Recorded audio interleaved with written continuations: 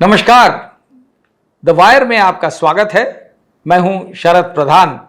और लखनऊ सेंट्रल में आज हम बात करने जा रहे हैं नोएडा के वो दो बदनाम टावर्स के बारे में जो सुपरटेक ने नाजायज तरीके से बनाए थे और जिनको एक ऐतिहासिक ऑर्डर के तहत, सुप्रीम कोर्ट के ऑर्डर के तहत 28 अगस्त 2022 को डायनामाइट लगा के उड़ा दिया गया और बड़े सही एक मैसेज दिया गया, एक बड़ा स्ट्रांग मैसेज देश भर में दिया गया कि अगर कोई नाजायज बिल्डिंग कानून को ताक में रख के कोई बनाएगा तो उसका यह हशर होगा। यह पहली बार हुआ है भारत के इतिहास में कि एक नाजायज बिल्डिंग गिरा दी गई और वो भी 32 स्टोरी की एक टावर और 30 स्टोरी का एक टावर। यह बहुत ही सराहनीय है कि ऐसा हो पाया क्योंकि तमाम अटकलें थी बीच में। सुपरटेक बिल्डर्स जिनके बड़े घनिष्ठता रही उत्तर प्रदेश की कई सरकारों के साथ और उनकी शुरुआत हुई, जो उनको पीक मिला वो था मायावती के टाइम में, मायावती के कार्यकाल में। उसके बाद मुलायम सिंह यादव की सरकार में भी उन्हें काफी पेट्रनेज मिली और खूब बढ़ावा मिला, जिससे नतीजा यह हुआ ओवरनाइट वो एक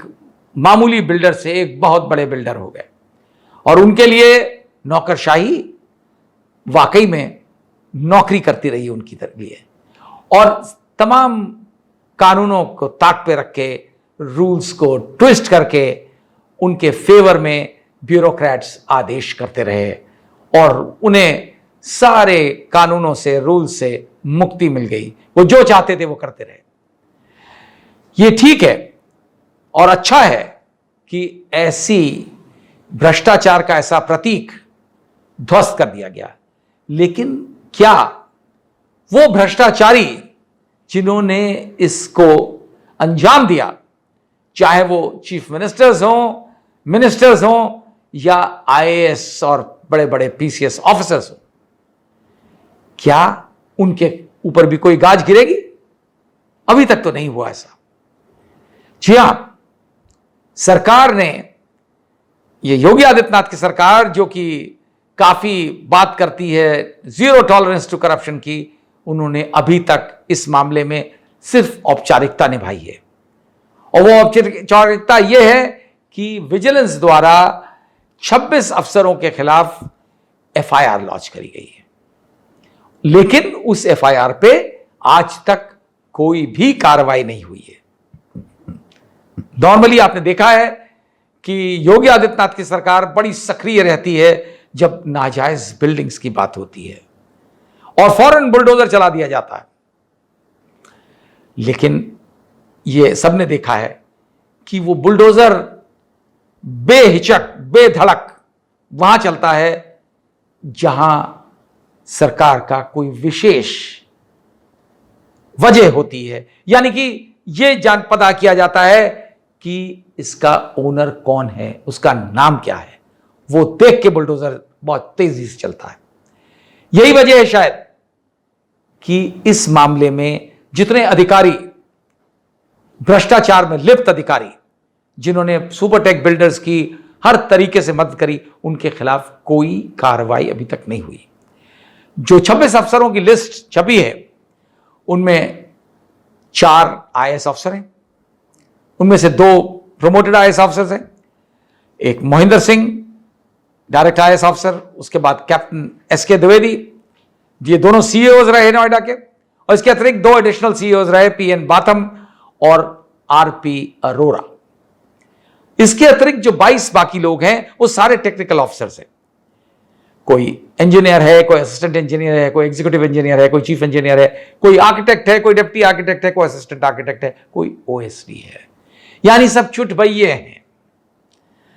तो ऐसा ही होता रहा है यहां पे कि जब भी नाजायज कारनामे पकड़े जाते हैं तो उनमें गाज गिरती है अधिकतर छोटे मोटे अधिकारियों पे, और इसमें भी ऐसा ही दिखता है। ये ठीक है कि वो भी शामिल रहे होंगे क्योंकि उन्होंने भी कहीं ना कहीं अपने दस्तखत किए होंगे, और अगर वही बहाना दे लिया जाए कि साहब वो तो जबरदस्ती कराया गया, ऊपर से आदेश था, फिर तो सब छूट जाएंगे।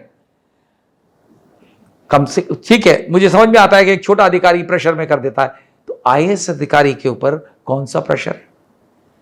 ठीक है, कहेंगे साहब वो चीफ मिनिस्टर का प्रेशर, किस बात का प्रेशर था? नाजायज काम करने के लिए? कभी भी कोई भी राजनीतिज्ञ लिखित रूप में नाजायज काम करने के लिए आदेश नहीं देता,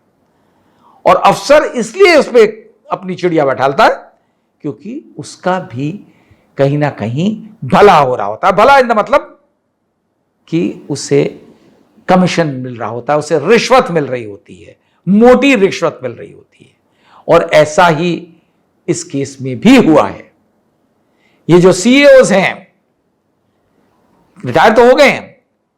लेकिन आज की डेट में उनके खिलाफ सख्त से सख्त कार्रवाई बनती है। ये ठीक है कि कानून के तहत जो सर्विस रूल्स हैं, ऑल इंडिया सर्विस रूल्स, उसमें किसी अफसर के खिलाफ रिटायरमेंट के 4 साल तक डिपार्टमेंटल कार्रवाई हो सकती है, और 4 साल से ज्यादा अगर हो गए, जो कि इस केस में हो चुके हैं, तो डिपार्टमेंटल कार्रवाई नहीं हो सकती, लेकिन क्रिमिनल कार्रवाई जरूर हो सकती है, आईपीसी के तहत जरूर हो सकती है। और ये मामले सरासर क्रिमिनल एक्ट के हैं,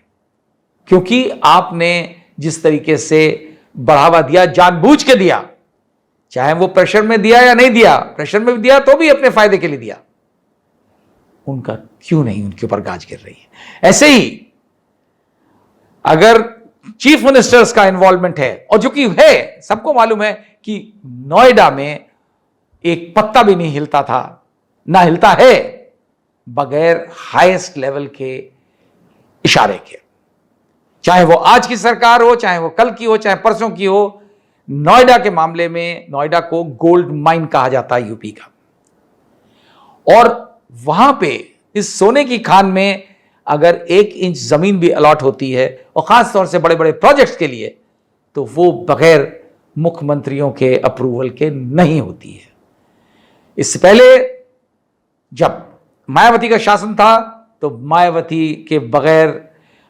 एक पत्ता नहीं हिलता था वहां। उनके समय में भी कुछ अधिकारी थे जो पूरा कंट्रोल रखते थे। एक उनके भाई थे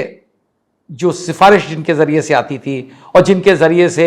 यह कहा जाता है कि लेन देन होता था। इसी तरीके से मुलायम सिंह यादव के जाइम में नोएडा का पूरा कंट्रोल अमर सिंह के नाम पे था,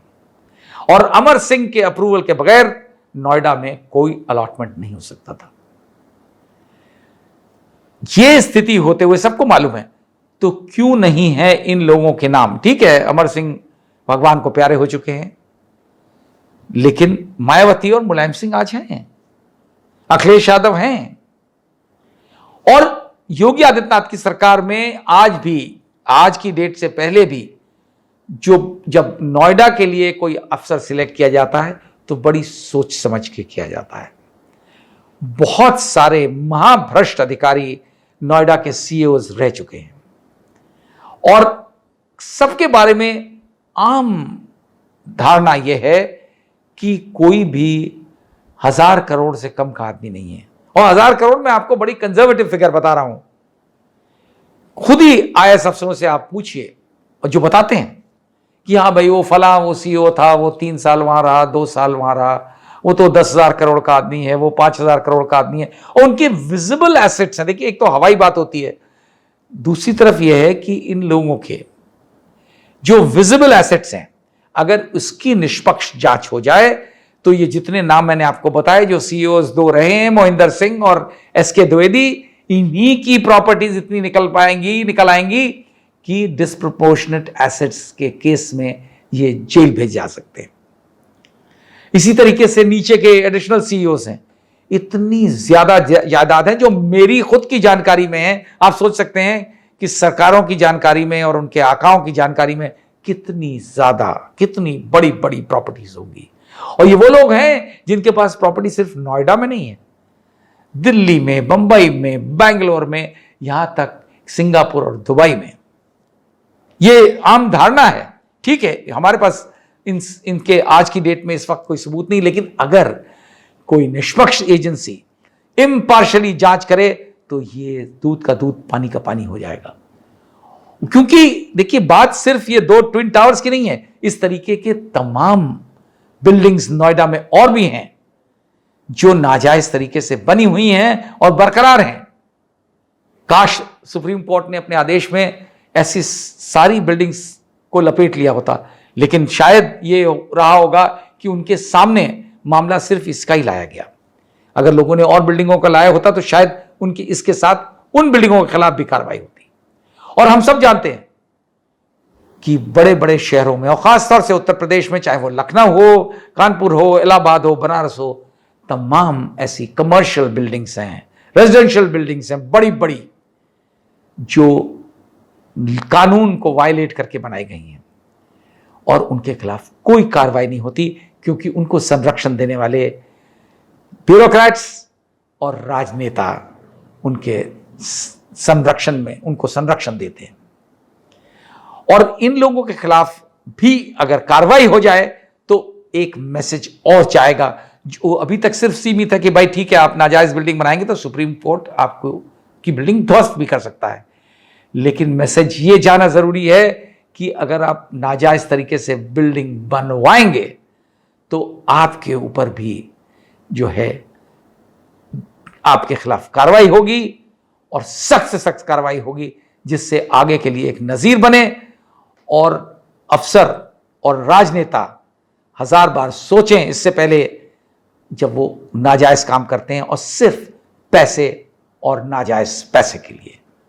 द वायर के और वीडियोस देखने के लिए सब्सक्राइब करें और बेल आइकन पर क्लिक करें। स्वतंत्र पत्रकारिता की आर्थिक मदद करने के लिए डिस्क्रिप्शन में दिए गए लिंक पर जाएं और अपनी राशि चुनें।